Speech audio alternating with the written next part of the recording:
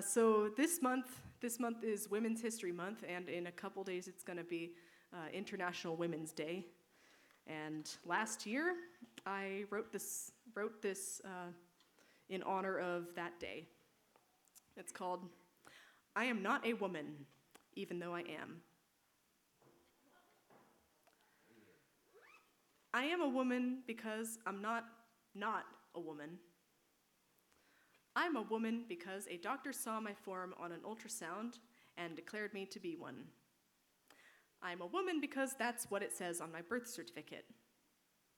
I am a woman because when my worldview expanded and I discovered that birth certificates are not the be-all, end-all in declaring one's gender, I asked myself if I still felt like a woman, and the answer was yes. I am woman, hear me roar, or hear me softly mutter under my breath. But I am not a woman because I was born with XX chromosomes. I am not a woman because I feel comfortable wearing dresses and lipstick. I am not a woman because I am sensitive and caring. I relate to womanhood. I do not relate to femininity. This is not my way of saying, I'm not like all the other girls. There's an implicit binary in that statement. If you're not like all the other girls, you probably have traits or interests that are considered masculine. I am not one of the boys. I choose to reject the binary while still placing myself at one end of its confines. I am a woman, but I am not a social construct. I do not find it empowering to wear revealing clothes, make my face up, or get my hair done, because conforming to those body standards feels too rigid. I'm proud to be a woman, a conventionally attractive, no deviation from the norm, presentable for public consumption woman. I do not find any resonance in pussy power, not only because this doesn't apply to a lot of women, but also because I find it reductive to define myself via a body part. And I do not, often, feel a connection to rah rah, you go girl, feminist empowerment either. Your song that you wrote about your complex experience with romantic attraction could be a feminist anthem, because no one else could ever relate to something like that.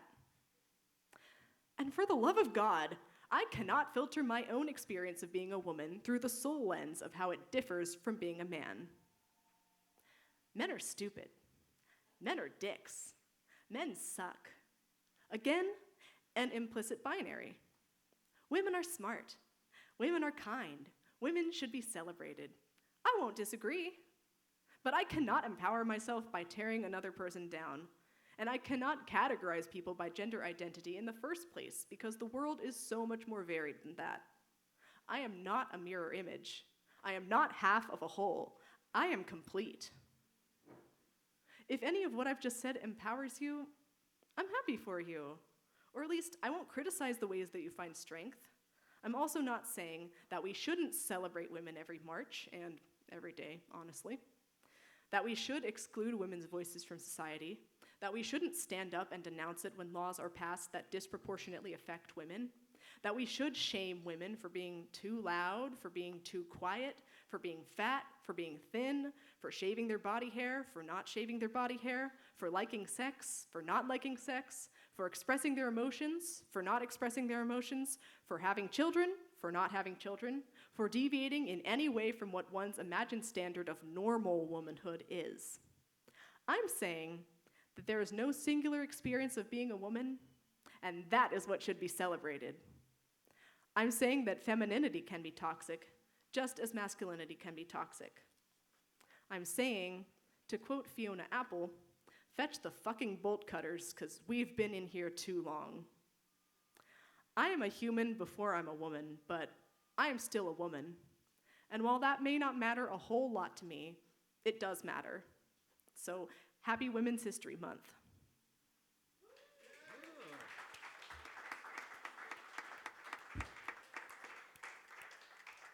Thanks. I think I heard some finger snaps. I'm like,